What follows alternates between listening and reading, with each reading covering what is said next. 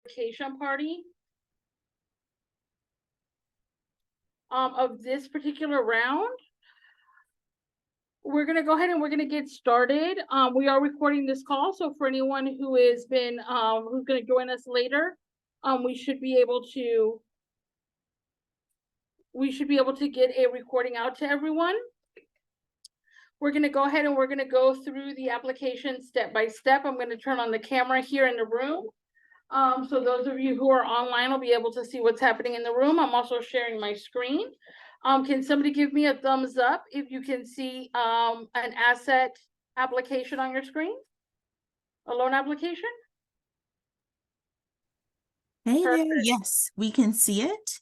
And right. everyone, we started recording all this, so if you also need to go back and watch it again later, you'll have access to it. Thank you so much, Maria.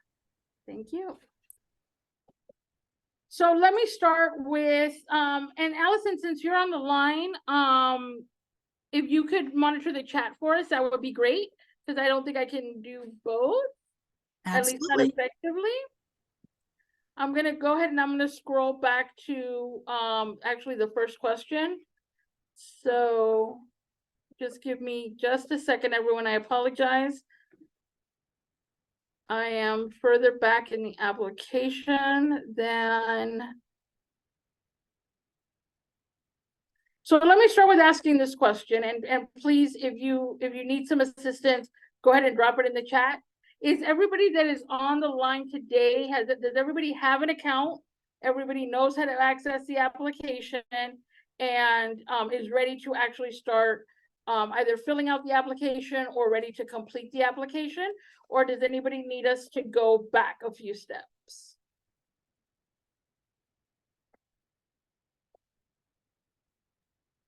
I have one person in the chat that says that they have an account, but they can't log in. And there are a few people that I have an account, I have an account. There is someone here that also says, can you go back a few steps? So it probably would be best if we just, start from the very beginning for those who can't log in or are having an issue log in. All right, perfect. So we're gonna do this. Let me hide everybody's smiling faces so I can get to all of the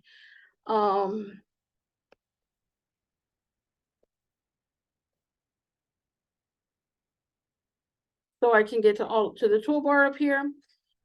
So let me log out. How about that? Okay, so let me log out here. All right, so let's go back a few steps. So one, for anybody who has an account and cannot access their account for some reason, please send us a message in our to our text line. And I'll show you exactly where you can find that number in just a second. We'll get your account reset. So for the individual who wanted us to go back a few steps, you're going to go to miamiopenforbusiness.org. This is our application site.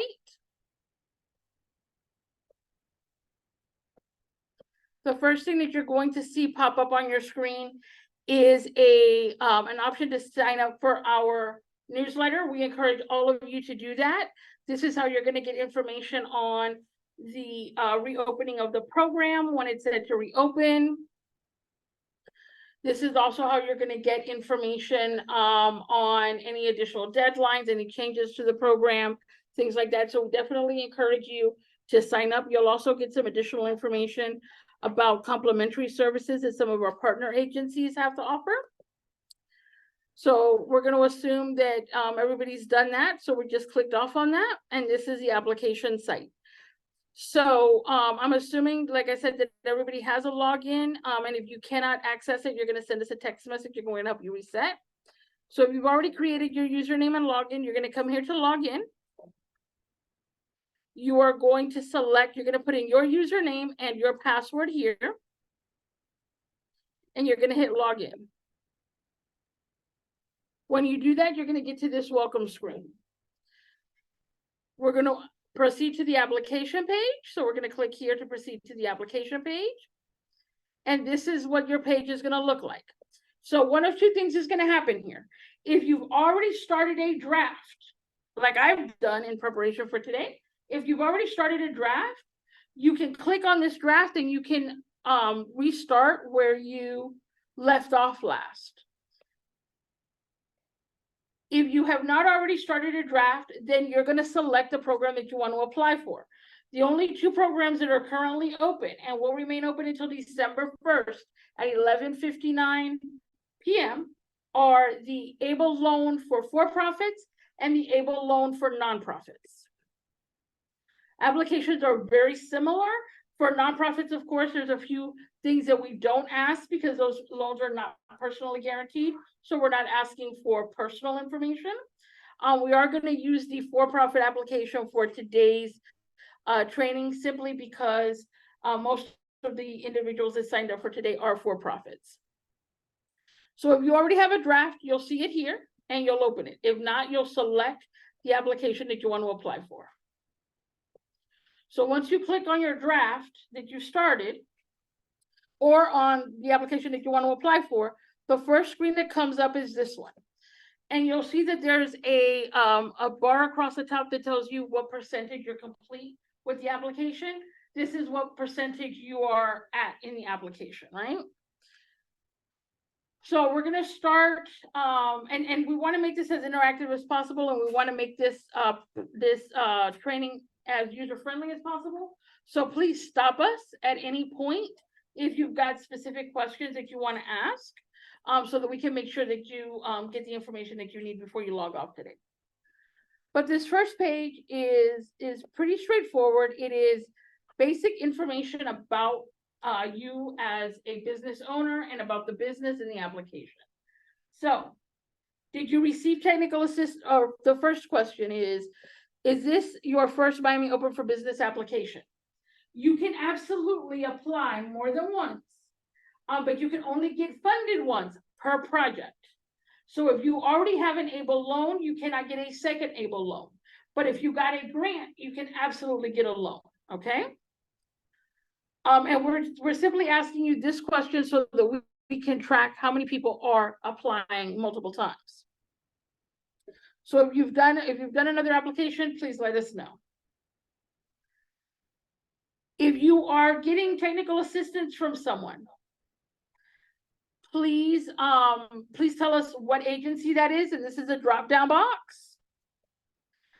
We do this so that we can communicate with that technical assistance provider as we review your application, so that we can keep that technical assistance provider up to date on what it is that you need, so that they can provide you the best possible service in getting your application complete. You're going to tell us the legal name that your business is registered under. That is the legal name that we will be able to find your business under in SunBiz, because we are going to check. We do not do personal loans. These are business loans for businesses that have been in existence for a minimum of 2 years. If you've got a fictitious name, you'll tell us about that. You're going to put in your EIN number. We've come across several individuals that do not have an EIN number. What you're going to do is you're going to apply for your EIN number. It is immediate, and you can do that through the IRS. You can do that through irs.gov. Get your EIN number. It's an immediate turnaround, and it's free. If you need some time to do that and you want to move forward, put in your phone number. It's the right number of digits, and it will allow you to move forward in the application. You're going to tell us the exact dollar amount that you are applying for. Please keep in mind that this is an asset-specific loan. So if you want to apply for $100,000, there's a place later on in the application where you're going to have to tell us exactly what you're going to use that $100,000 for, and you are going to upload some vendor estimates. So it's not $100,000 that you could be awarded that you would then use as working capital to deploy in your business as you see fit. You actually have to select what you want to apply for, and you can select multiple items. So you can apply for a vehicle and buy inventory, assuming that both of these meet the requirements of the application. So the vehicle is a commercial vehicle, and the inventory is inventory that you'll be able to turn over in your business. So you can select as many of these as you need, and then you'll select the total dollar amount that you're applying for here.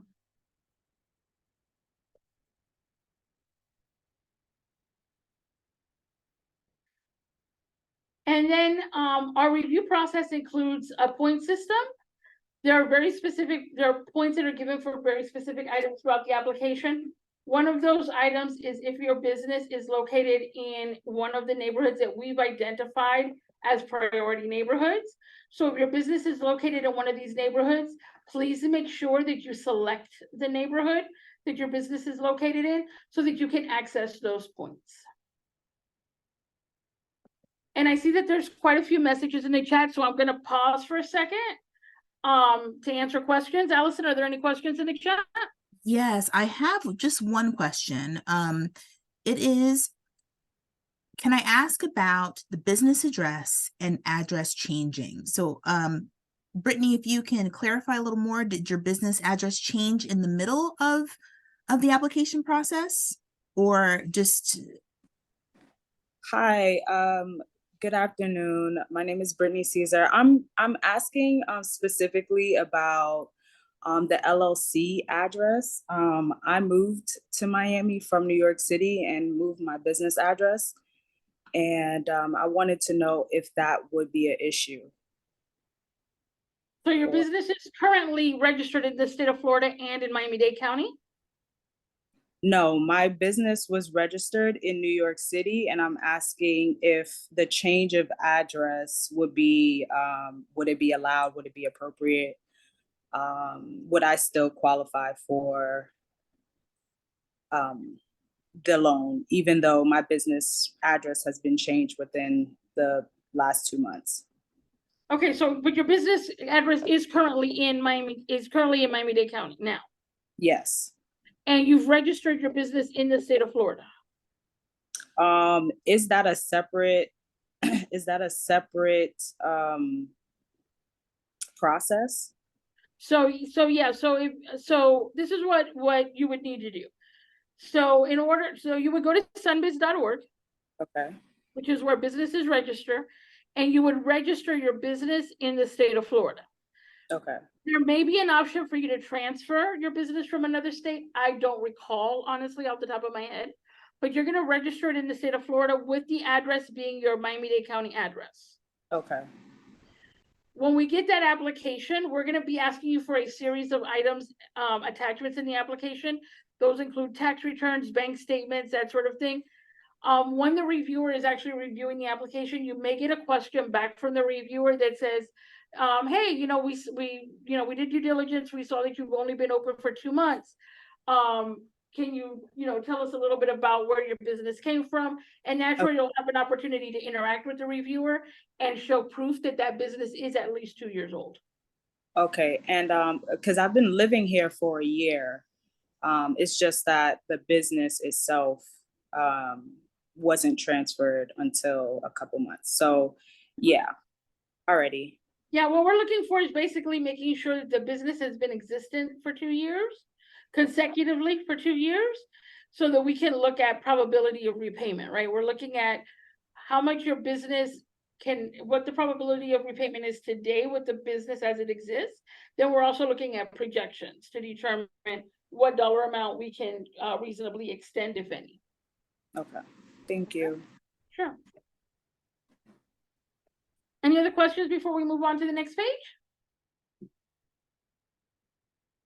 I don't have any questions, but for those of you who need some assistance, please reach out to us. We'll be happy to help you. We have a great team that can assist you with the application process. And there's also the text line. I added that to the chat. That's it, Maria. Thank you. All right. So you'll notice that I did not select something for this question. So any question that has an asterisk next to it is required for you to move forward. And if you don't put in an answer, you'll get this message that says, there was a problem with your submission. Please review the fields below. So you'll scroll down, you'll find whatever's in red. You'll answer that question, same as I did. You'll pick somebody, and if you're not in one of these areas, it's absolutely okay to select none of the above and keep moving.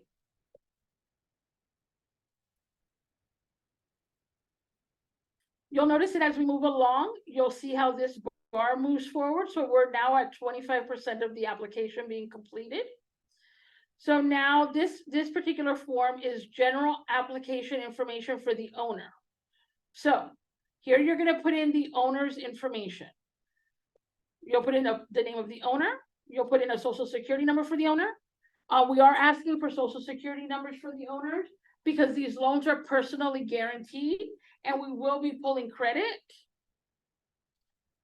A date of birth for the owner, an address for the owner. And this is not the business address, this is the owner's address. Length of time at that address, contact information, so phone numbers, email address, driver's license number.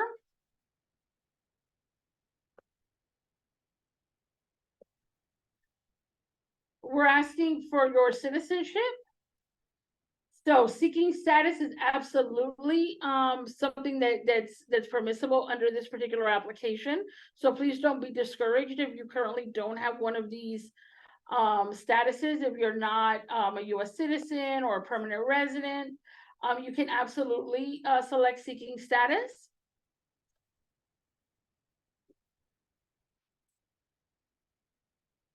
We're asking if you're US born or foreign born. This is simply for the purposes of data reporting. This has absolutely no bearing on the actual decision making of the application. And then we're asking you what percentage of your business do you own? So if you only own 50% of your business, 80% of your business, 99% of your business, you're gonna have to give us this information for at least another individual. So all business owners have to be accounted for on the application.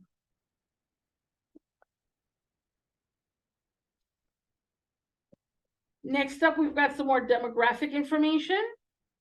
So we're asking you what best describes your race and ethnicity. Select what best describes you. If you select other, which is absolutely acceptable, we're going to ask you to explain why, or we're going to ask you to give us an explanation of what other means.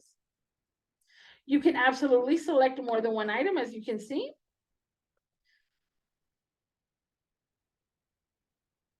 We're also asking you about your cultural identity. Again, these are questions that are not going to be used in the decision-making process, but they are questions that we use for reporting back to our funder on exactly who it is that we're servicing. It also helps us determine if we've got gaps in the people that we're reaching so that we can make a more concerted effort to reach individuals that we're not reaching. Tell us what underserved background you identify with. Here, you want to make sure to select all of those that apply to you. Select all that apply. As I mentioned earlier, we run on a scoring metrics.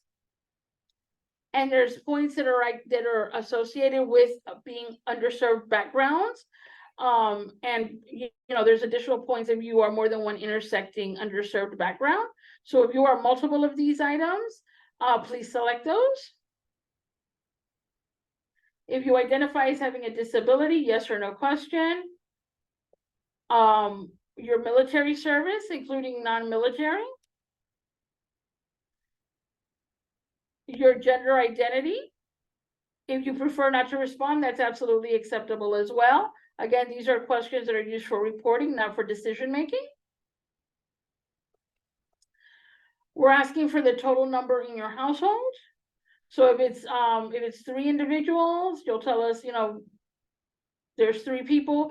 If one of those individuals is a minor, a dependent minor, you'll tell us that. And then you'll give us a yearly gross income. And a lot of individuals ask, well, why are you asking us this? Well, we're asking you because one of the metrics that we report back on is, are we servicing individuals that are low to moderate income?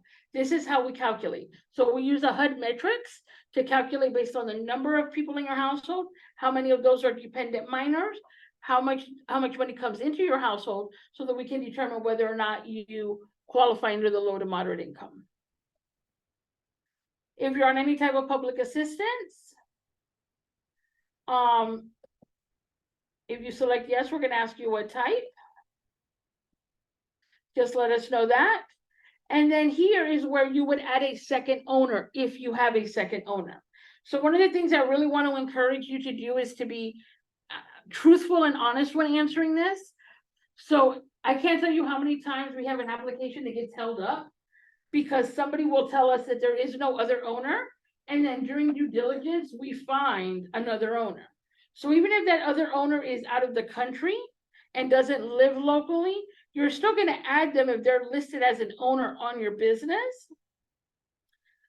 We're going to ask you for all of the contact information, and when it comes time to close, if that person is not local, that person won't necessarily have to come in and do the closing documents, but we will have an affidavit that that client will sign, giving the individuals that are local the opportunity to indent the corporation on their behalf. So make sure that if you've got more than one owner, that you select yes. When you hit next, all of these same questions will come up for that second owner, and you'll fill all of those in. So before I move on to the next screen, do we have any questions? Yes, I do have one question here. It says, are these funds for brick and mortar businesses only, or is it extended to the community market vendors who pop up in various locations of Miami-Dade? So they don't have to be brick and mortar. We have mobile businesses, we have home-based businesses, we have individuals that do the pop-up shops and farmers markets. So they're not brick and mortar only.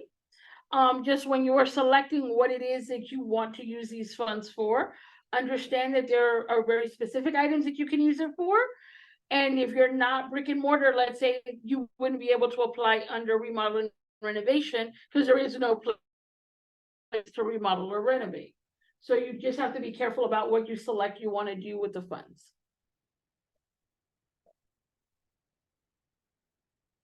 Any other questions before we move forward? Nope, that's all I have for right now, Maria. Thank you much. So for those of you who are at home following along, if you are completing this application as we go along and you want to move forward to the next screen and there's an answer that you don't know right off the top of your head, you can just put a placeholder in and then come back. You can always go previous and go to a previous screen like I'm doing right now. So if you just put a placeholder in there and move forward, you can always go back before you hit submit.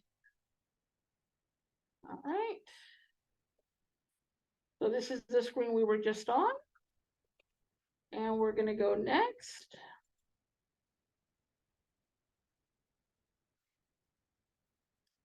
So as you'll see, this little blue thing has moved forward. We're at a 37%. And now we're talking about business specific information. So first item up is DUNS number. If you don't have your DUNS number, put in a phone number, same as I put in. It's the right number of digits and it will be a placeholder. And you can go and you can get your DUNS number. Once you apply for your DUNS number, you will get an email that gives you an option to buy a service. And they'll tell you, oh, if you buy this service, you'll get your DUNS number immediately. If that service is of interest to you and you would like to purchase that service, you're more than welcome to do so. However, don't do that on our account to get the number immediately. You can leave your phone number in there.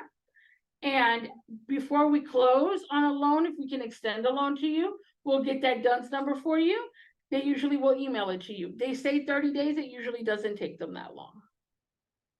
So absolutely do not feel obligated to pay for that service to get that number immediately if you don't already have it. Here you're going to give us your business address. Keep in mind that we are going to be looking at, of course, that the address is in Miami-Dade County. We're also going to be looking at, are your business licenses to that address? And is your business registered to that address? So part of our due diligence is that we're going to look to make sure that the address that you're giving us is where you are legally able to do business. So if you've got multiple addresses, now is the time to make sure that you change all of those. And the place that you are legally able to do business under your business license and state registration are the address that you have on this application. So back to the question that we had a few moments ago about brick and mortar. So these are your options. So business location is after you give us the address. We're asking you, you know, are you a storefront? Are you home-based? Are you online? Are you mobile? Of course, are you other? And then we're gonna ask you, oh no, we don't ask you. Okay, cool. Well, if you're other, you're other. If you are in an office building, go ahead and select storefront. So anything where you are a client facing, in a client facing location, go ahead and select storefront. If you're home-based, of course, home-based, if you're online and there's no place for clients to come in and buy something from you or get your service, then you're online. And if you go to your client, you're mobile. Tell us how your business is registered in the state. So if you are running, if you are not any of these items, then you're probably a sole proprietorship. So you're gonna select that. If you're a partnership, you should know that. If you're an LLC, you should know that. And if you're a registered corporation, you should know that. So if you're none of these items, then you are a sole proprietorship. And of course, if you're a nonprofit, you're a nonprofit.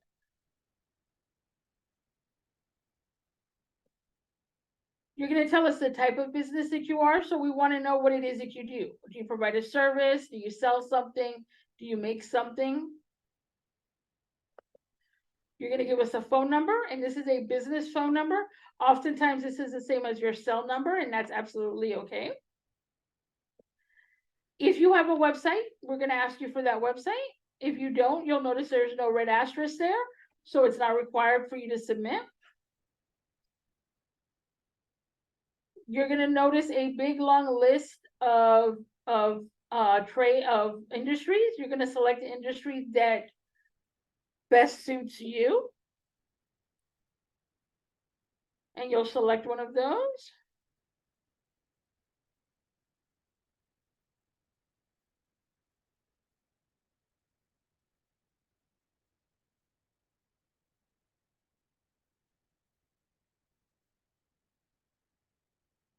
Next item up is a brief business description. So this is where you're gonna tell us in 2 to 4 sentences what your business does.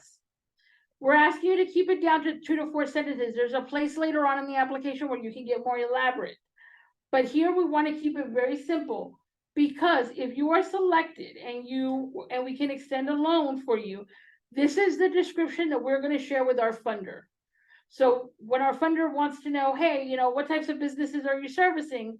We can say we serve 15 retail businesses, and here are the brief descriptions for those 15 retail businesses.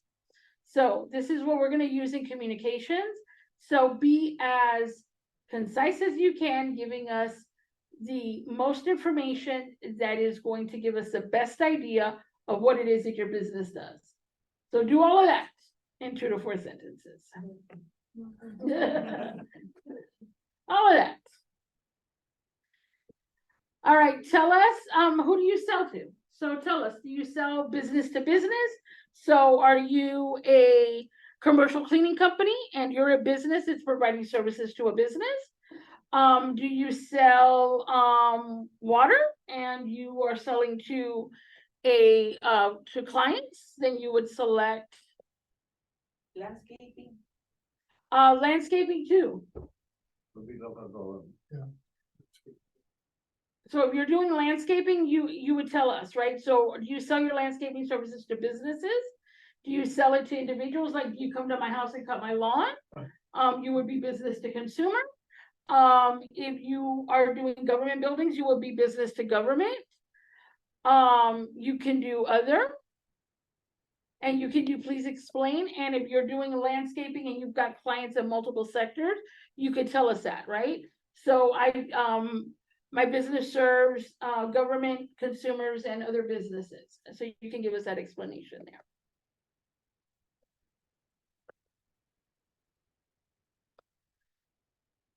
You're going to tell us what you project this year's revenues to be. So we know that this is a projection. It doesn't have to be exact, but what do you project your current year's revenues to be? The number of employees you currently have. These are W-2 employees, not contractors or 1099s. These are people that you pay payroll taxes on. If you've got an outstanding loan somewhere else, you're gonna let us know. If you tell me yes, you're gonna tell me here what lender. So let's say that you've got an EIDL loan. You're gonna tell us that you have an EIDL loan. We're gonna look, of course, on your credit report to try to determine what the dollar amount is that you're making on those payments so that we can include that in your debt to income ratio. If you've got a loan that is gonna be forgivable or that currently has 0 payments to a certain date or something, you're gonna wanna let us know that. If you don't, what will end up happening is we'll have to ask you if we don't see it on the credit report. So if you tell us upfront, it'll save some time.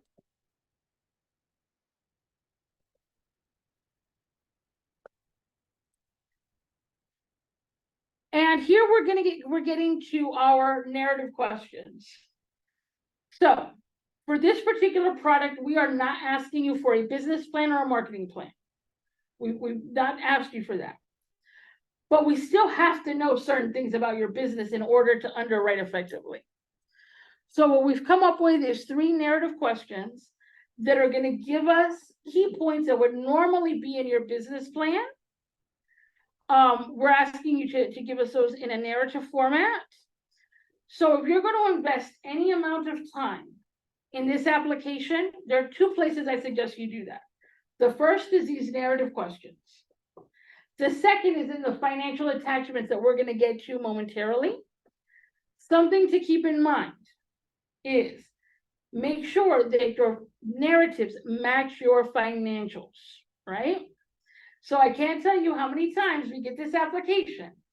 And let's use the first question as an example. So briefly describe your business. And here you could be a little more elaborate with your brief, right? This is just for our reading. Describe the product or service that you're selling. Describe your target market. So that's something that would normally be in your marketing plan, but we're not asking you for that. So describe your target market, and basically that's your customer, including how they benefit from your product or service, a description of your staff, team, consultants, and your plan to hire additional human capital if you need it. So I can't tell you how many times we get this narrative and somebody tells us their brief business description, tells us all about their market, and tells us that they have a staff of 8 people. And their staff of 8 people is going to fix the universe. And we're like, cool, they got 8 people and they're going to fix the world, and they can absolutely do what it is that they want to do with this grant, with this loan, I'm sorry. And then we get to your year-to-date financials, and there's no salaries on your year-to-date financials. But you have 8 people on your staff, according to this narrative, right? No salaries on the year-to-date financials. Or we're looking at your projections, and you've got no projected salaries for these 8 people on your financial projections. So understand that when you fill out these narratives, these narratives tie back to other documents that we're asking for. And this is not designed to be a gotcha. This is designed for us to understand your business and what your business needs and what your business is capable of doing, including whether or not it's capable to, 1, deploy the loan effectively, and secondly, to repay it. So make sure that these things match through. If you want a pro tip from me, I would actually read these narrative questions. I'd put a placeholder in here, maybe some notes to myself about what I want to include, but I would do my financial documents first, and then I would do my narratives. A couple of things. 1, something else that we're going to ask you in that second section is your purpose. What are you applying for?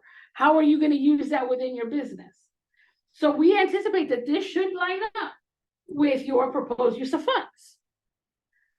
I can't tell you how many times this narrative reads, oh, I want to buy a vehicle. That vehicle is going to allow me to do deliveries. My restaurant is going to increase by 20% because I'm now going to be able to do my deliveries.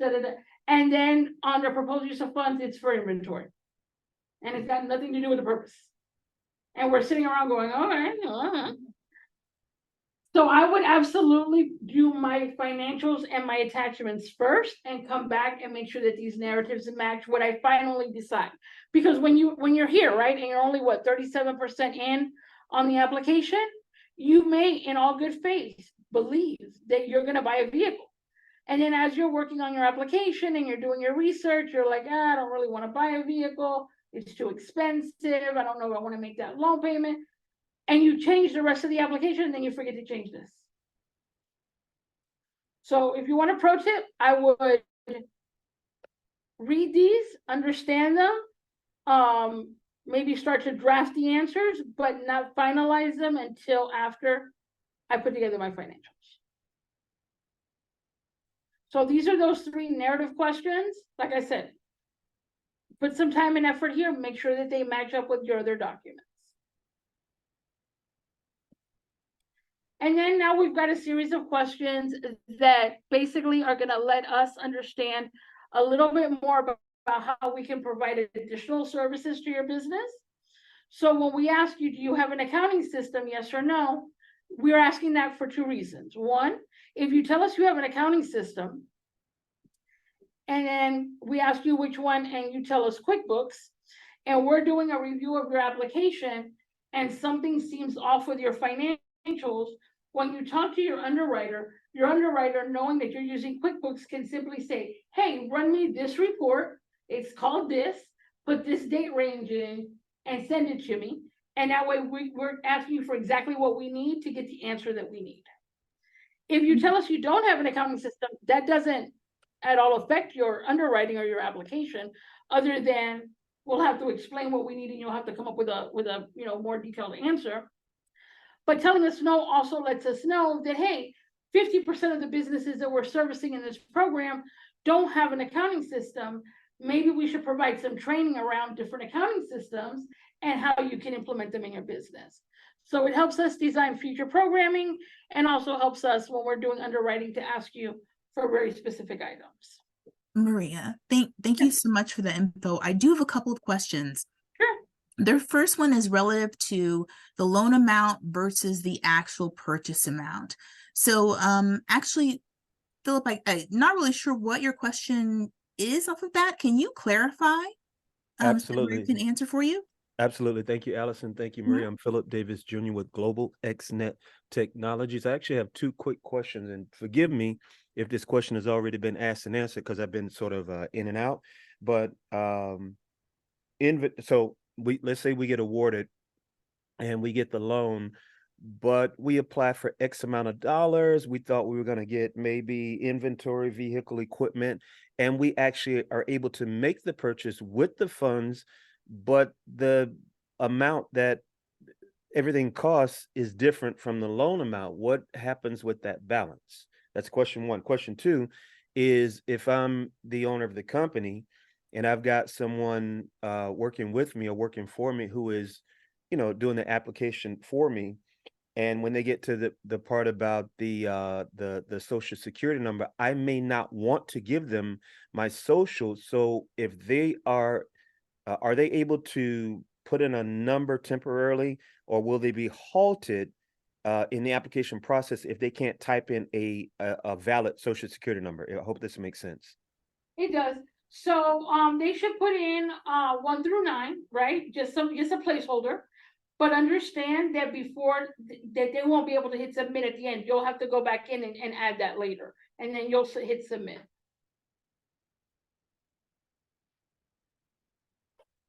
Did that make sense?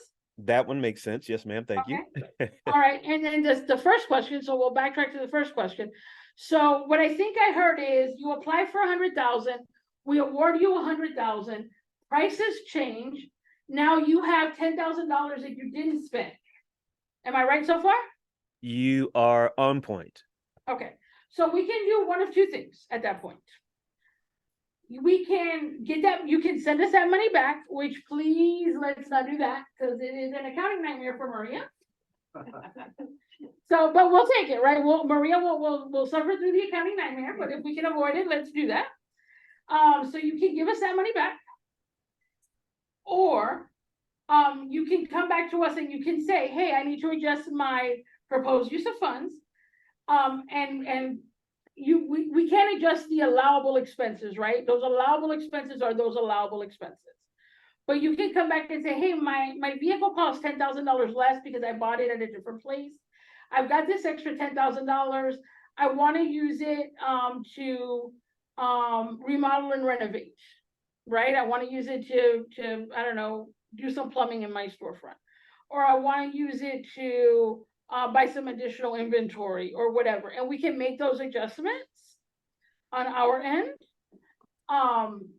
What we can do is adjust what is an allowable expense. That we cannot do. Thank you. Sure. So the rest of these questions, oh, I'm sorry, Allison, do we have another question? Yes, there's another question here. The preview video stated to do the financials last and the narrative first. Which one is correct? So you can go either way. Whichever way is gonna work best for you. You can do, right? The application doesn't stop you from going forward as long as you put something in the narrative. What you've got to make sure of is that it all lines up, right? So as we've worked with clients, we've seen that clients, when it comes down to doing the financials, their financials are off from the narrative. So that's why I said do the financials first, because just as we've worked through this process, we've seen that there's entirely too many people that do the narrative first and then forget what the narrative said and their financials are off. But what order you do it in is really up to that individual. My pro tip was do the financials first, because it's easier to adjust a narrative to a financial than a financial to a narrative. But you can do either way. It doesn't really make a difference.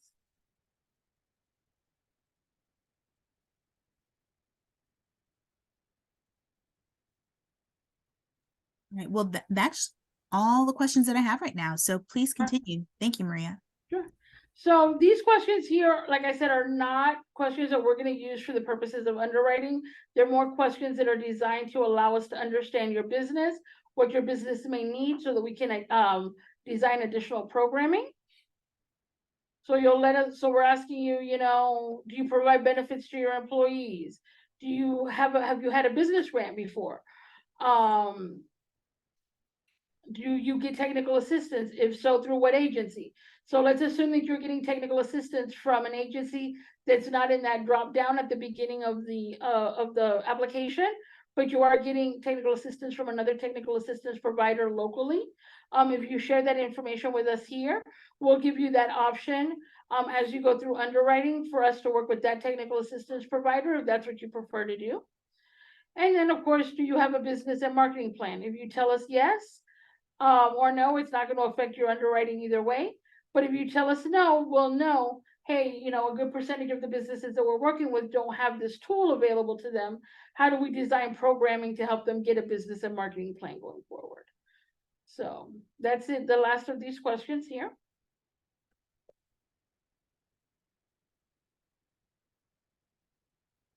And notice we're at 50%. So we're halfway there. And you would probably be all the way through by now, except I'm a chatter. But if you were just filling this out, like the whole application process, other than the attachments that you have to go and find and download and fill out, shouldn't take you more than, let's say, an hour or so.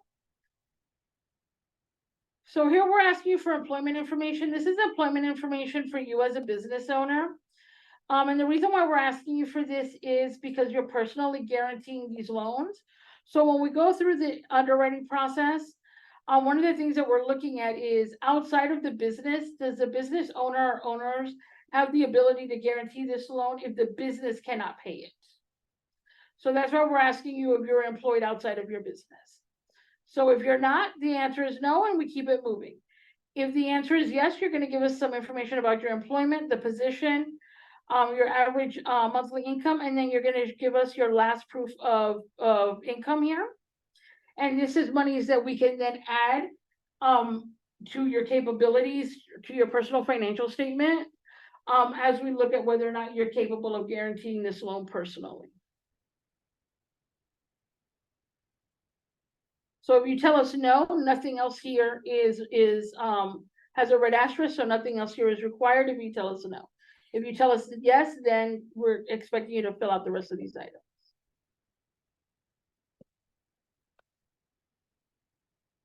And then we're gonna go next. And you'll notice we're 62% in. Here we're asking you for your employees. So remember when we said in that narrative question, we're asking you for your, to tell us about your team, and you tell us about your team and you tell us that you have 5 employees. Here is where we're gonna ask you to outline who those 5 employees are. So we're gonna ask you for their names, their titles, their dates of hire, if they're full-time or part-time. Do you provide benefits that are funded by you as an employer? Do you provide discounted benefits? Do you provide paid time off? Do you provide on-the-job training, flexible schedule, hourly rate, and what the ethnicity is of that employee? And we're gonna ask you this for all of your employees. Yes, ma'am. Do you have to add any other attachment, or is that, like, that's fine? So this for is fine, employees? yeah. Mhm. Okay. Yeah, this is fine. We're not gonna ask you to attach any other like proof of a paycheck or anything like that. We are simply asking you for your roster. Now, a couple of things to keep in mind. The reason why we are asking you for your employee information is, as I mentioned earlier in the call or in the video, one of the things, we have a point system. And one of the things that you get points for is if you're an employer firm and if you provide quality jobs. So let's define a quality job for everyone. According to Miami-Dade County, not Maria, because I don't think anybody eats with $18 an hour, but according to Miami-Dade County, a quality job is $18 an hour. So there are points for being an employer firm, and then there are points for providing quality jobs. So quality jobs for us, when we're looking at, do you provide access to benefits? Do you have paid time off? Do you have on-the-job training? Do you have flexible schedule? Do you pay at least $18 an hour? Those are all things that we're going to take into account when determining quality jobs. And then we're asking the race and ethnicity question, because as I mentioned earlier, you get points for the business owners and how many intersecting minority groups they are. Well, you also get points for having a diverse staff.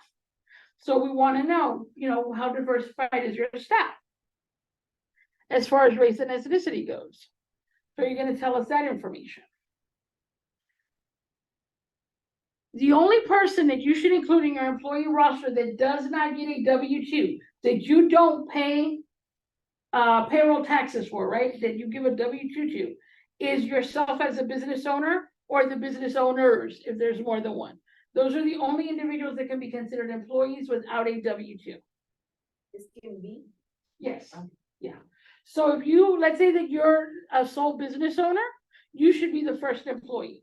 So when I filled out this dummy application for the purposes of chatting with you guys today, I made myself a business owner. You'll notice I'm the first person.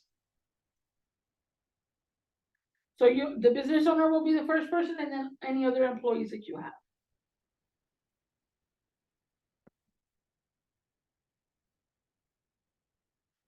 And then this page is just gives you enough to add 10 employees. And there's anybody on the call that's got more than 10 employees, you can give us this all of this information on an additional sheet and attach it as an additional attachment. And we'll get to where you can make attachments in a few moments. But this is only for W-2 employees. If you have employees, well, not employees, right? You shouldn't be assigning work to non-W-2 employees. If you have contractors or consultants or 1099 individuals that provide a business or service to your business, you would not add them here. But in the benefits, in the social benefits narrative question, you would probably want to tell us about those individuals, because part of the social benefit of your business is that you've got these 1099 consultants and contractors that are benefiting from your business. So your business is providing a benefit to other businesses, because anybody who's a 1099 is their own business. So I'll stop there for a second and see if there's any questions. I do have this one question, but it looks like you've already answered it. So it says if the employee is a 1099, we don't answer this section. Correct. Okay, just wanted to confirm. And actually, that is all the questions that they've all been answered. Thank you. All right, perfect. So let's go next. And you'll see we're 75% done. Yay, us, right? All right. So remember earlier in the application, I mentioned that the funds are awarded based on an asset. So here's where you're going to tell us about the assets that you want to buy for your business. So you're going to tell us what you want to buy, right? So and this is a bad example because a Dell printer is not something that can be purchased with this. Whoops.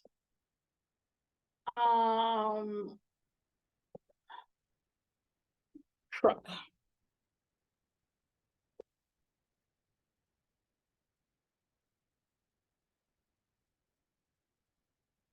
All right, so you're gonna tell us what it is that you want to buy, right? So the name of the item you want to buy. You want to buy a Ford pickup truck. I don't know, whatever it is you want to buy.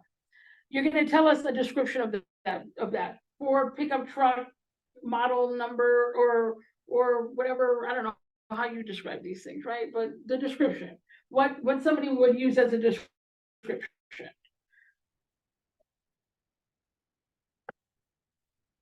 You're going to tell us how this item is going to be used in your business.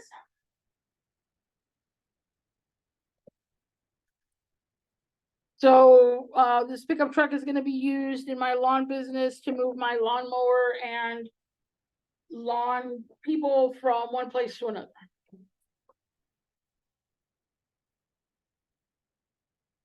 You are going to give us your vendor information.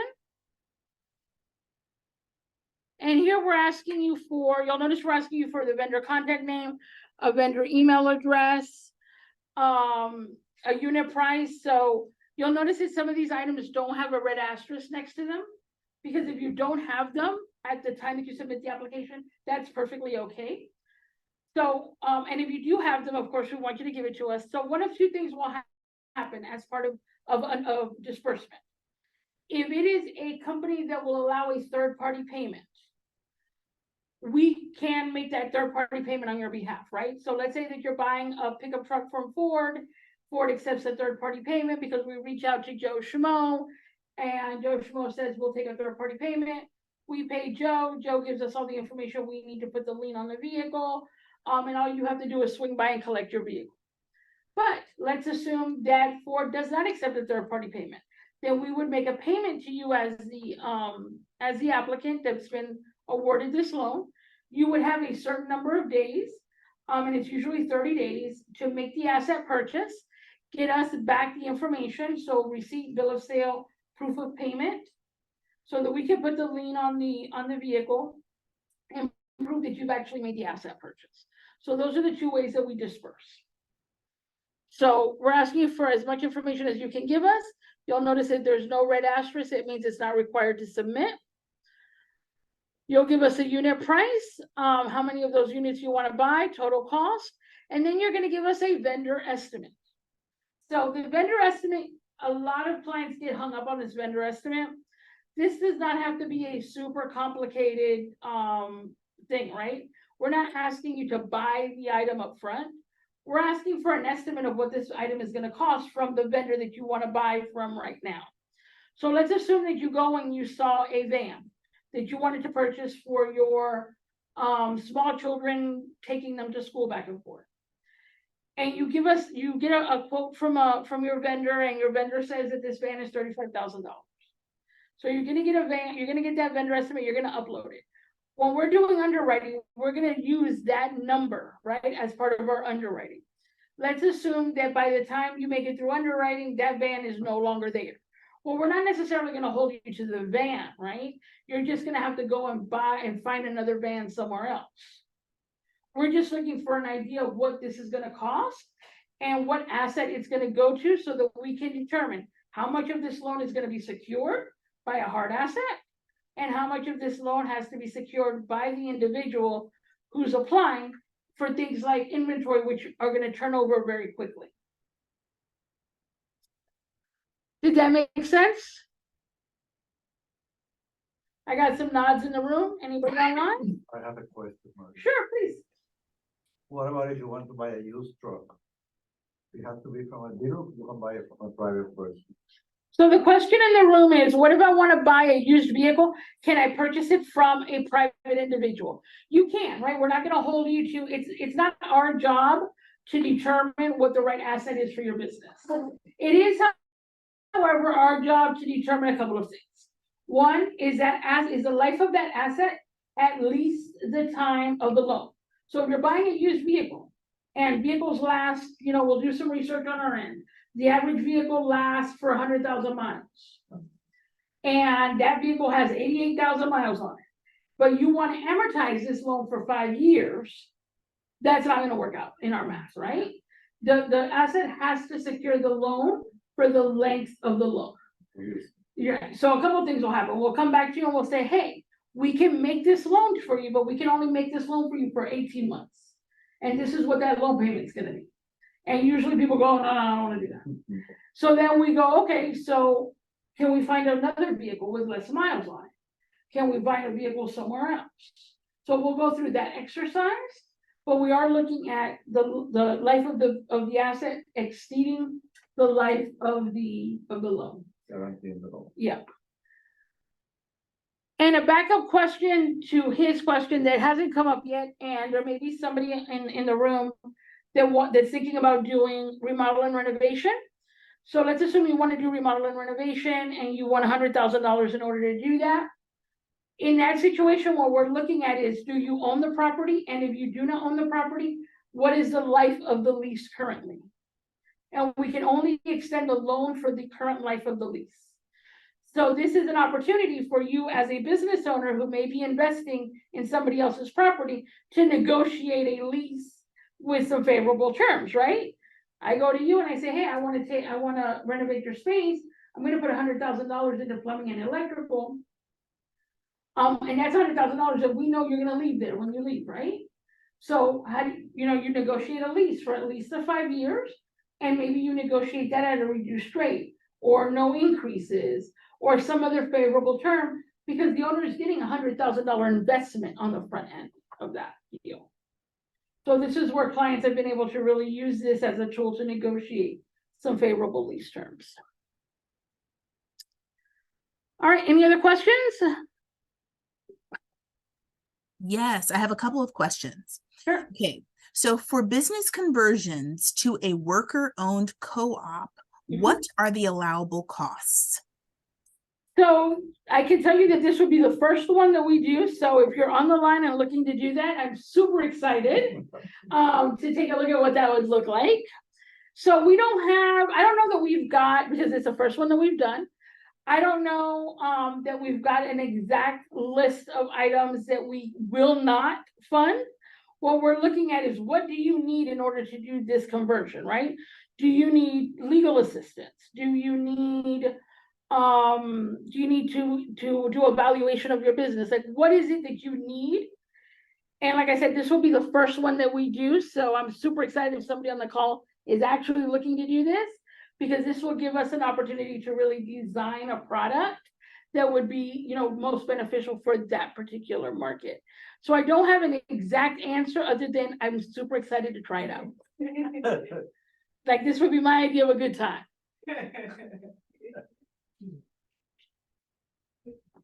So I know that was a really bad answer, but a good answer for you, right? At this point, you can convince me of almost anything. Okay, all right. I have a couple more questions. So are these estimates acceptable via email, or do you need an official invoice from that vendor? So a lot of times, so it depends on what you want to buy, right? If you can download something from the internet, download it and upload it, right? So if you're looking at, like, let's say you're looking for a vehicle and you just go to like Ford's website or something, and you find something that's similar to what it is that you want to buy, so that we've got an idea of what that asset is going to cost you, you can absolutely use that. If you're buying something from a vendor, so let's say you're doing remodel and renovation, and you're getting quotes, right? You're in the process of getting quotes. My recommendation is take the highest quote, because stuff, prices change, right? Take the highest quote and let's use that one as part of your remodel and renovation. And like I said, if you've got money left over on the back end, we can work out how you can invest it using, of course, the allowable use cases. Or if you need to get it back to us, then we can absolutely take it back. All right. Here's another question. What about additional costs like tag, title, etc., Okay. etc.? So we absolutely want to see those on your invoice. Including like if you're buying not necessarily a vehicle. So let's say that there's some additional costs like permitting or something in your remodel and renovation. We absolutely want to see those on your vendor estimates, because there is a percentage of a loan that we can put towards support costs. So let's say that your asset is $10,000. It's I feel like I should know this. It's 20%, I believe, right? Does anybody in the room remember the number? Nobody in the room remembers the number. Brenda, you remember the number? Or, 20% for support costs, is that what the number is? yes. Yes, it's 20%. So make sure that when you get us these quotes, that they are as complete as possible. Because if you've got some additional costs, now if those costs go above the 100,000, like that's the maximum loan amount, right? So if the costs go over the 100,000, not something that we can assist you with. But let's assume that you've got some what we consider support costs, and that still brings you under the maximum, and you can qualify for that loan amount. We can absolutely put some monies towards those support costs. Now, remember, there's a couple of things to keep in mind. One, we've got a maximum loan amount, and the second is there's a maximum amount that you will qualify for based on your financials. So if you only qualify for, let's say, 30,000, and your vehicle is 27,000, but with all the support costs, that brings you to, I don't know, let's throw a number, 35,000. And that's $1,000 over, we will finance 100% of the vehicle, but not finance 100% of the support costs, right? The asset goes first. And if you supply the funds for the vehicle of X level, can the client then supply the differential to get the loan and still get the vehicle for part of their own loans? All right, so the question in the room is, what happens if I need $50,000 to make my asset purchase, but I make it through underwriting and I only qualify for 40,000? So a couple of things can happen. And the short answer to the gentleman's question is absolutely. So let's say that you have some money, right? And you can make up the difference.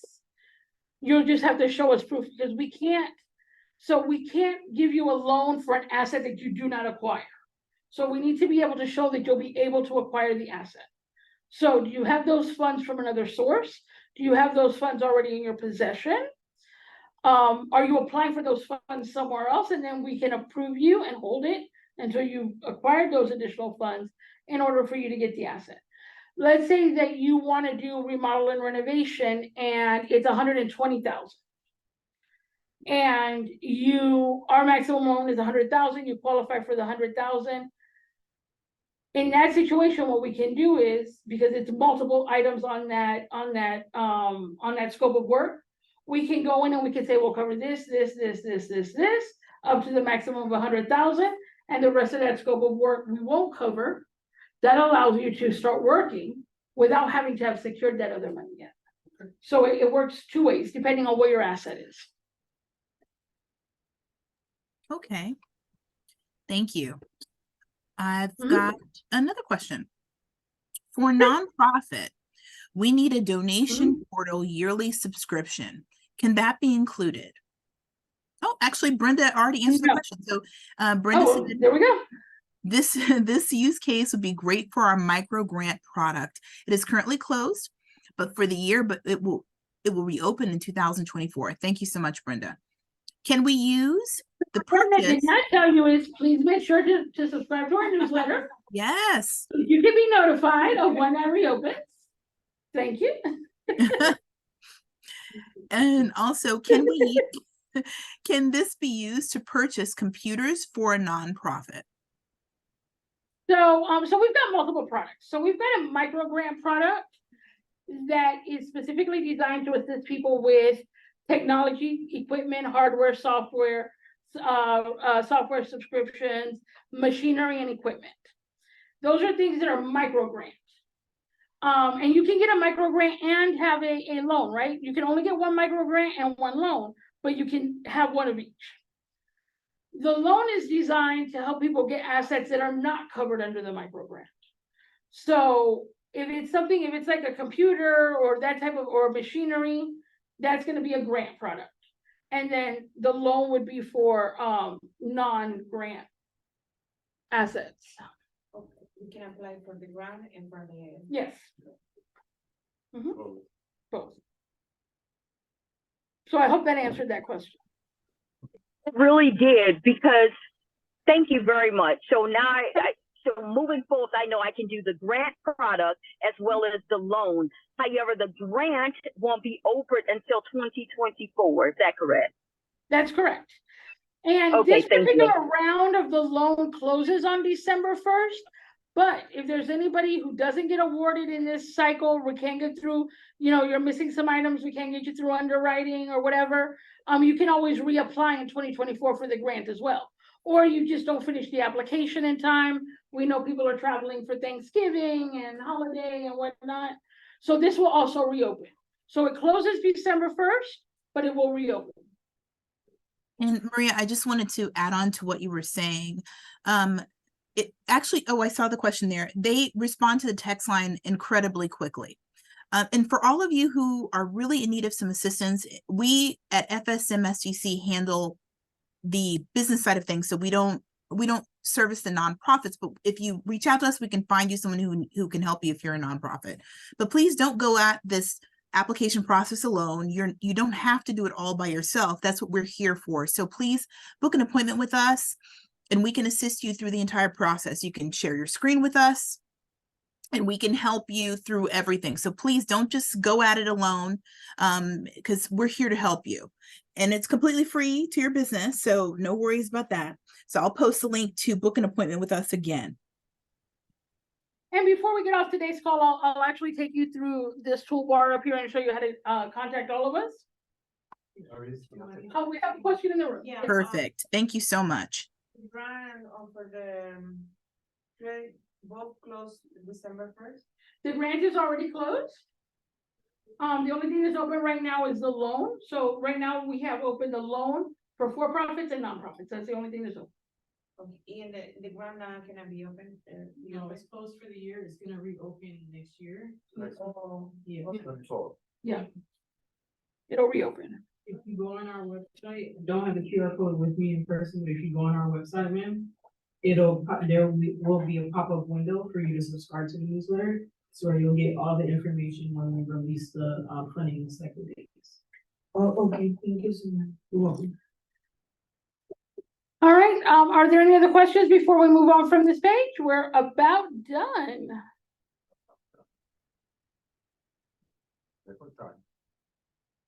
That's because we haven't gotten to the attachments yet. Oh, I do have a comment. I have someone here that says, hey, I texted the line over an hour ago and no response. Please no worries. The reason why you don't have a response is because the people who would be answering those responses for you are here on the Zoom call. So so if you're texting that line during this call, that's why no one has reached out to you, because they're right here with us right now. All right, any other questions before we move on? All right, so there's space here for you to add multiple vendor or multiple asset purchase requests. Some people will have all of their, so some people, their request will be one you know, one vendor, one item, one vendor estimate, and then some individuals will have multiples. So let's assume that you have multiple items from the same vendor. You can loop all of those together. That way you would only attach one vendor estimate with you know, one item, and you can make this a general item, and the description can be a general description. So let's assume that you're doing a remodel and renovation. Here you can include remodel and renovation. In the description, you can get more in detail. So plumbing, electrical, flooring, etc. How this will be used in your business, and then you would only have to attach the vendor estimate once. Or if you broke down each of those subsections of that project plan, you would end up having to put in multiple descriptions and multiple attachments. So you can put them all in one if it's all from the same vendor.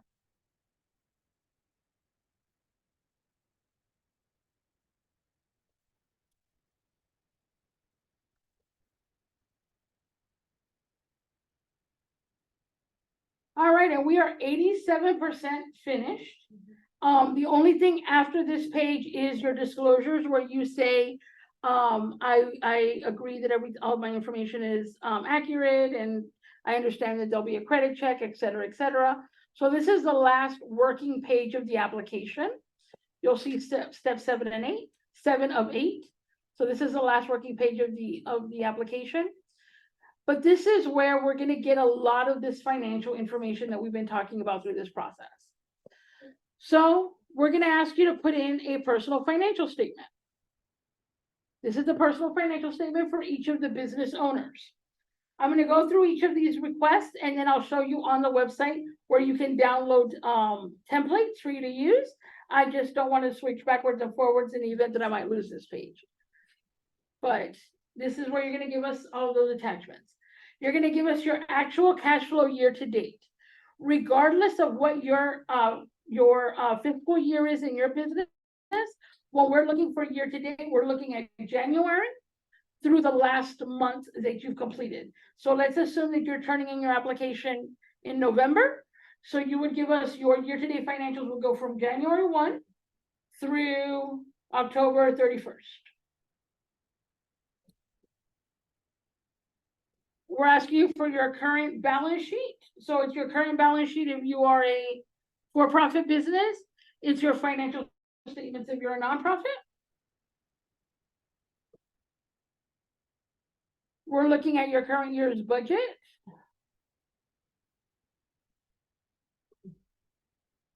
Financial projections.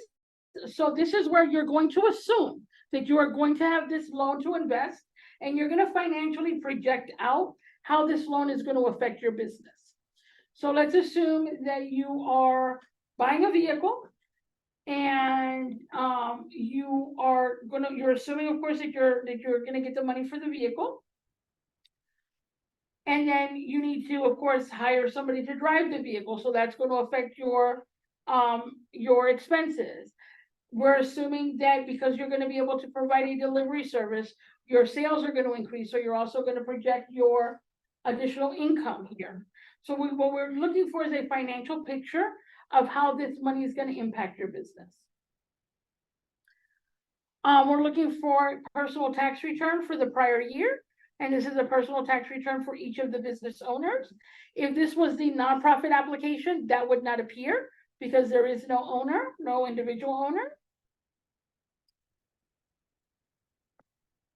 We're looking for your business tax returns. So here, if you're applying for under 25,000, we're looking for 1 year. If you're applying for over 25,000, we're looking at 2 years.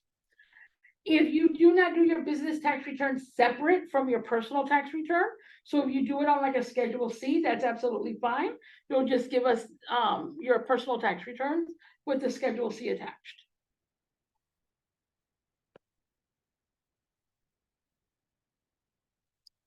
We're looking for your business bank statements, and we're looking for 24 business bank statements.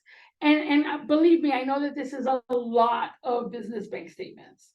And we have a lot of individuals that they get kind of discouraged when they get here. If you do not have 24 business bank statements because your business bank account hasn't been open for 24 months, then give us what you've got. We're asking for 24 months because what it allows us to do is to look at trends in your business.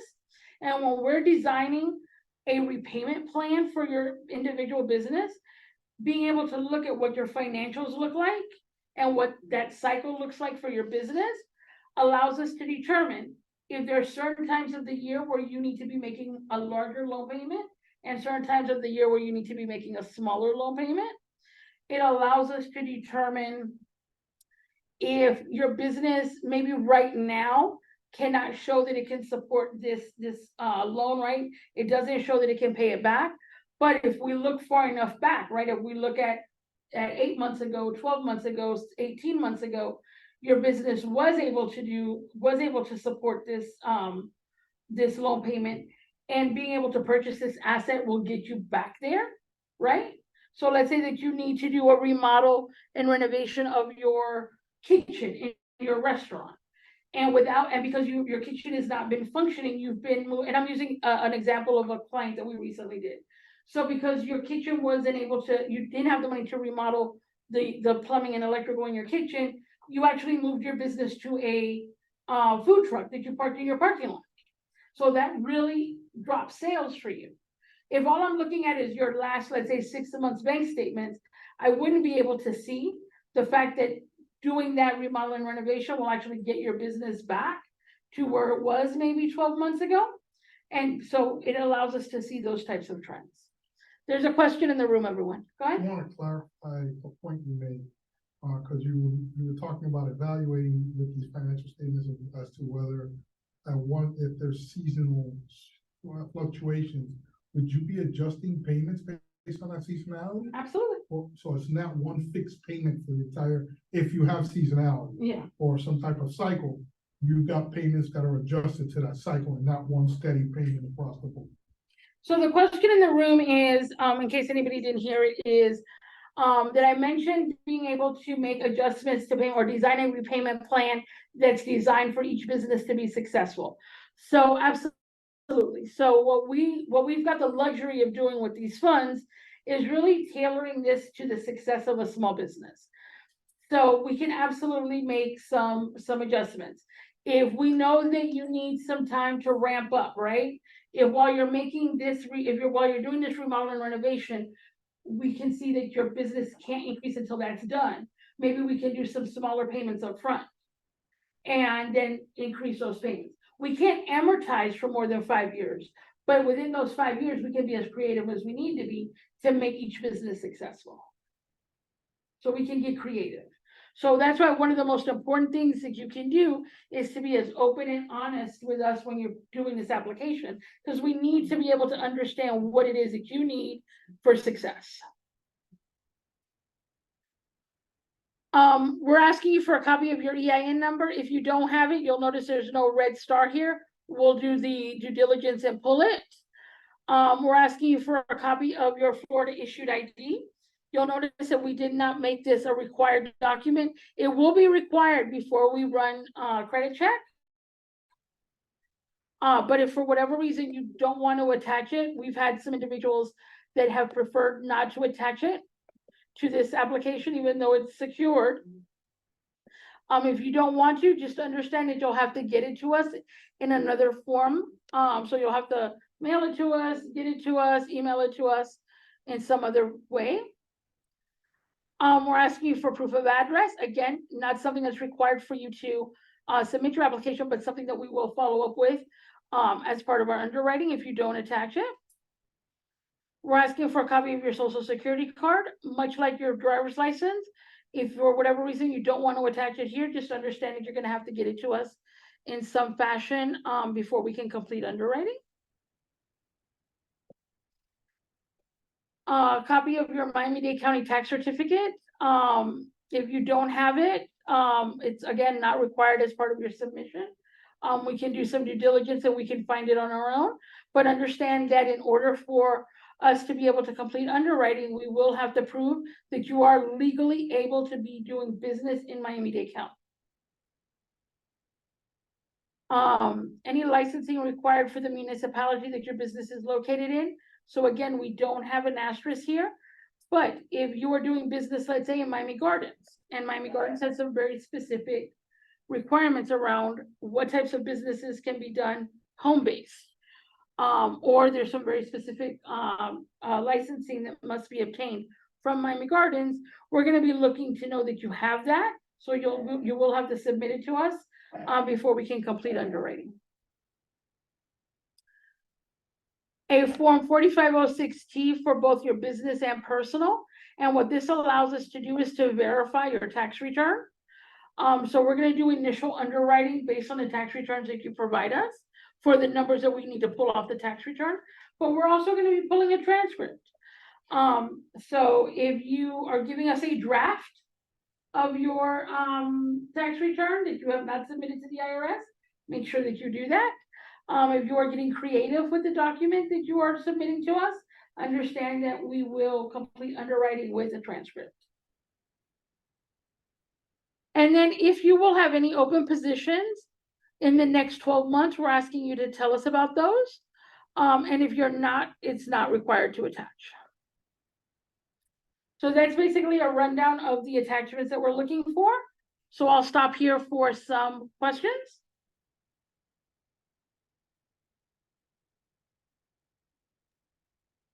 Okay, actually, it doesn't look like I have any more questions in the chat. And all of you who are going to apply for this Able Loan product, please don't wait. Go ahead and start that application process if you haven't already. And let us help you. The Miami OFB team has a lot of us technical assistance providers who can help you with the process. But please don't wait. It is due on December 1st. So that's the cutoff date. Yeah, December 1st, 11:59. Our web developer will close out that application. So unfortunately, if you have not hit submit by that point, all is not lost, right? We will reopen the application, but if the application looks different, one of the things that we do at the end of each application cycle is we look at feedback from applicants, feedback from people who receive the product. We make some adjustments.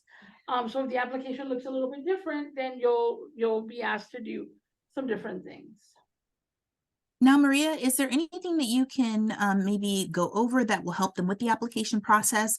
I remember a couple of months back when we spoke, you said that some people will put the name of their company as one thing on one part of the application, and the name of their company will change another part of the application. Like sometimes there are inconsistencies throughout the application process that can trip up the process. Do you have any other little helpful tips or things that you would like them to know when they're applying? Sure. So yes, as you mentioned, there's oftentimes those inconsistencies. So inconsistencies between the narratives and the financials, or inconsistencies between the address, right? There'll be multiple addresses associated with the same business, or there will only be one business owner listed on the application instead of all of the legal business owners. So any inconsistencies like that will unfortunately cause a delay in your application process. And for those of you that will just now be turning in your applications, there's not going to be a lot of time to come back and cure those inconsistencies. So we want you to put in as much time as you can in making sure that the application is consistent all the way through. So if there's like, let's say your personal name, right? We had this issue in our last round. So let's say my name is Maria, but I don't like Maria, so I go by Juanita. You cannot put Juanita on this application. This is a legal document.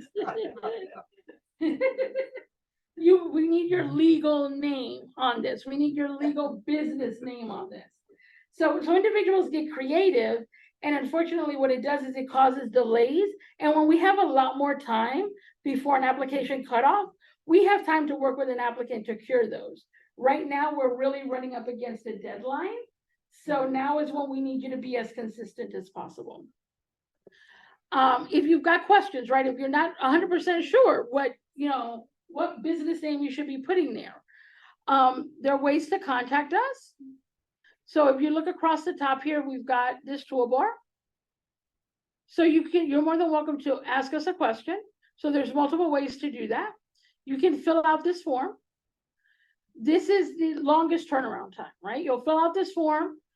This form will go to a few different individuals and we'll answer those in the order that we receive them. But this is the longest turnaround time. Yes. Okay. No problem. There'll be access to the recording, so as long as you registered, you'll be fine. Okay. There is a phone number, right? So you can give us a call. Everybody who would answer those calls is in this room currently. So if you've called that number in the last hour and a half, maybe hour and 45 minutes, you did not get a response because I purposely muted my line when I came in here. So you can give us a call. And then the quickest turnaround time is a text message. And again, if you've sent us a text message very recently, you did not get a response because we're all in this room. Or monitoring the chat on for the Zoom. But a text message is the quickest turnaround, right? So if you've got a simple question, you know, hey, what do I put here? Or, hey, I can't access my my account, or I don't remember what my password is, or I can't remember what my username is. Those types of questions we're happy to respond to. Just send us over a quick text. We'll fix it for you, send you back a response. If we need to jump on a call or share a screen with you, we're happy to do that as well. Then you've got support agencies. So we've got multiple agencies, some of which are in this room or were in this room earlier. So let's say that you need technical assistance. You need somebody to help you complete this application. You're going to go to Get Support. You're going to go through this program. And we've identified several technical assistance providers that have been engaged by the Miami Open for Business program. So their service to you is of no cost to you for this, for technical support specifically related to this program. And it's basically by neighborhood. So let's say that you're in the Allapattah area, you would get some support from Allapattah Collaborative. This is how you can apply to get some support. If you're in Homestead, you're going to want to go to South Day Connections. This is how you're going to get support from them. In Overtown, it's Air Ventures. This is how you're going to get support from them. In Liberty City, Little Haiti, Brownsville, it's 79th Street Corridor Initiative. In Miami Gardens, Opelika, it's Miami-Dade Chamber of Commerce. So if you're in one of our specific targeted areas, we've identified a technical assistance provider in your area. If you are not in one of those targeted areas and you need technical assistance, we're absolutely happy to provide that through the partner that is with us today, South Florida Minority Supplier Development Council. And this is how you would get support from them. Maria. So Florida State Minority Supplier Development. Oh, Florida State, even reading it, I say it wrong. Even reading it, I say it wrong. So the council. You're going to get your support here. And if you're a nonprofit, we've got one specific partner that's supplying services to the nonprofits, regardless of what area they're in, and that's Radical Partners. So regardless of what area of Miami-Dade County your business is located in, if you're a nonprofit, Radical Partners is your partner, and you can come here and to get support from them.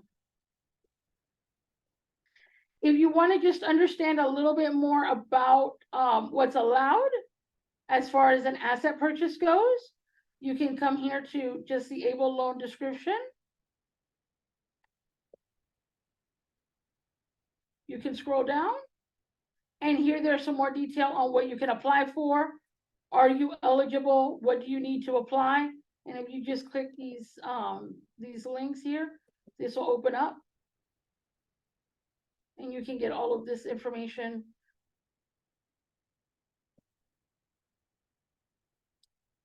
And then if you need or want some templates, so let's say that you're not using a financial software to do things like your accounting, and you need a template for your budget because you know, you don't have a QuickBooks where you can just print out your budget. You can come here, you can download one of these templates. So it's under Get Support, other resources all the way to the bottom. We have templates that you can use. You are absolutely not required to use these templates.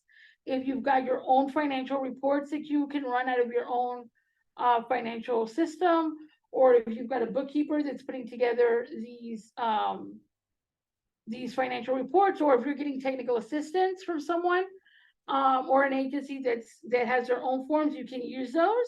We just want to make sure that we're getting the same information, right? So with your cash flow projections, let's just click on cash flow projection.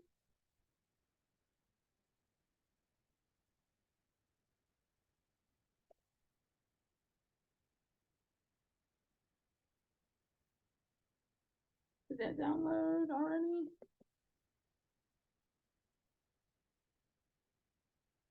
Not downloaded yet.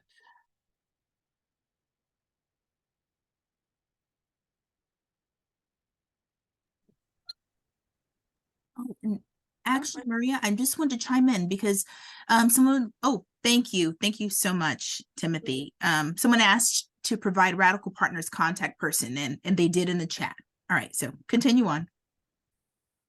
So let's assume that you don't want to use our cash flow projection form because you've got a cash flow projection that you've done for another project, or your accountant has their own forms. That's absolutely fine. But what we are looking for is detail. So a cash flow projection that just shows $5,000 coming in, $5,000 coming out per month is not going to do it. We are looking for detail. We want to know a detail of what those outs are and a detail of how those ins are coming in. So as long as we can get the same information that we're asking for, we absolutely do not require that you use our templates. Okay, so I have a question. I asked for is there a specific Radical Partner contact?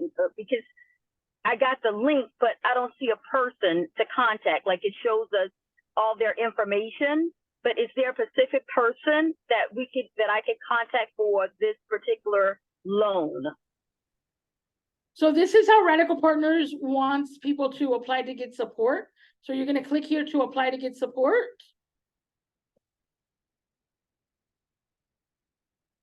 So this is the Miami Open for Business Technical Assistance Program.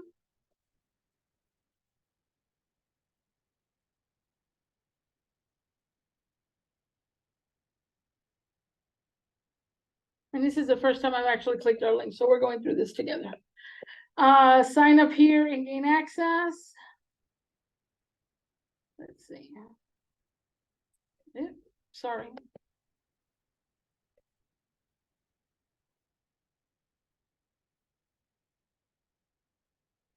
So for the Miami Open for Business program, this is what they're asking us to do.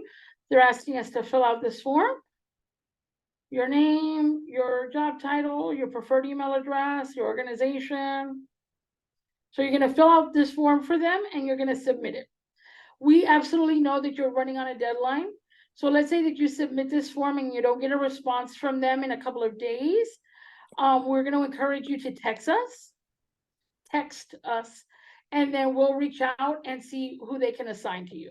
But this is your first step to get a service from them, is you're going to fill this out, and then on their end, they will assign individuals based on who's available. Okay, thank you.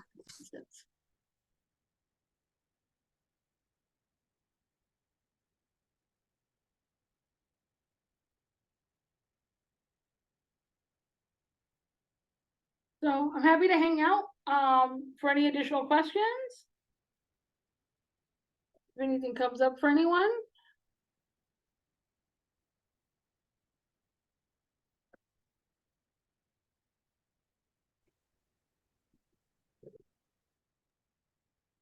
Okay, it doesn't look like there's a whole lot going on in the chat anymore. It looks like you've answered everyone's questions. Okay. And thank you everyone for joining us. Thank you so much. Yep, if we can be of any additional service, again, please make sure that you text us. That's the quickest way to get a response. And we will get back to you in the order that we get your message. Perfect. Well, that's all I have. I don't see any more questions in the chat. And everyone, I will give me a couple of days. We'll get this downloaded and get this uploaded to YouTube. Oh, actually, there's a hand raised there. Cindy, go ahead. No, I actually need to put that hand down because you guys answered that question. I'm sorry. Oh yeah, no problem. I'm glad we got all of your questions answered. But yeah, so in a couple of give me a couple of days. We just got to download this and we'll get this uploaded to our YouTube channel. And I always send out a replay to everyone who registered to come. So no worries, you'll get a chance to see this again. And also here's another thing in the chat. For those who want support within the Overtown area, please contact Melody at airventures.org at Opportunity Connect. Oh, and thank you so much. Thank you for joining us, Melody. Yes, and thank you so much, Maria. This was really awesome and very, very helpful. All right. Any other questions? Like I said, please don't hesitate to send us a message in the chat. We are happy to answer those and assist you with getting any services that you need.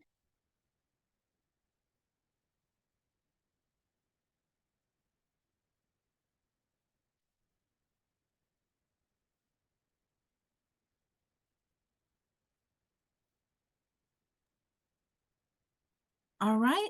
That's all I've got. Maria, do you want to hang around another minute or so, or Yeah, you- let me hang around for another minute or so. Okay, we'll hang around for another minute before we end everything and let you guys get back to your day.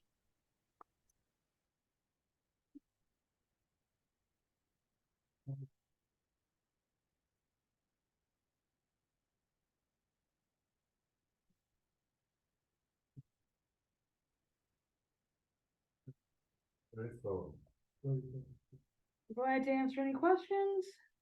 Doesn't look like there are any. Can I ask a question, please? Of course, please. If I have a EIN and I'm trying to register my business to Sunbiz, I heard you answer a question previously about someone having a business transferred from New York, but I've been residing in Miami-Dade County and operating for the past 3 years. If I register to Sunbiz, do I have to change to have an LLC, or can I still be under Sunbiz having a sole proprietorship? I was confused when I was on the website before. So yeah, you absolutely don't have to have an LLC. You're going to go through. Their website has a document that you can download that will actually compare like all of the organizational structures to help you decide which one is best for you. And then you'll select that and you'll do your registration. You can also simply register a fictitious name. So let's say that you are a sole proprietor, want to remain a sole proprietor. You can simply register a fictitious name that allows you to do business in the state of Florida under that name using your own social. Interesting. So I wouldn't put my business? I mean, if you've got an EIN, and Yeah. so usually the order is because you got an EIN that's attached to a very specific business name. Yeah. So normally people would go through Sunbiz first, register the name, because sometimes the name isn't available. Yeah. So your issue is going to come in if you did it the other way around and you got the EIN under a business name and that business name is not available in Sunbiz, then you can do a fictitious name, but you'd have to do it under your social because the business names won't match. Got it. Okay. And then is anyone who's available for support through Miami Open for Business able to help with that process at all, or That's it- where you would reach out to one of the technical assistance providers. Okay, the technical assistance providers. Yeah. Okay, wonderful. Thank Yes, you so much. we can absolutely help you. If you scroll through the chat, you will find a few of us in there from multiple locations. Okay. And please just go ahead and just book an appointment with anyone, and we can assist you at no charge to your business. Yeah, we're here to help. Is it Tim Spearman? Yeah, actually Tim is the person on here that was on here for Ryan. He was stepping Okay. in for Ryan. So yeah, Timothy is amazing. He's also a QuickBooks Pro advisor, so he can assist you with that. Wonderful. So yeah, please go ahead and Thank book an you. appointment with Timothy or book an appointment with any of these organizations that are here. We're all here to help you, and we have the resources to do so. Thank you guys so much. Really quick, tied into that question, if I'm doing that process with Sunbiz and it takes longer than the application itself, that'll be okay, right? So we still encourage you to submit your application. We Yeah. are gonna need to verify your registration before we can complete underwriting. So Okay. one of the things that I think you need to keep in mind though is at that point, because we're looking at your registration to determine the amount of time you've been in business, you're Yeah. gonna need to be prepared to prove to us that you've been in business for at least the 2 years in another way. Okay. Sounds good.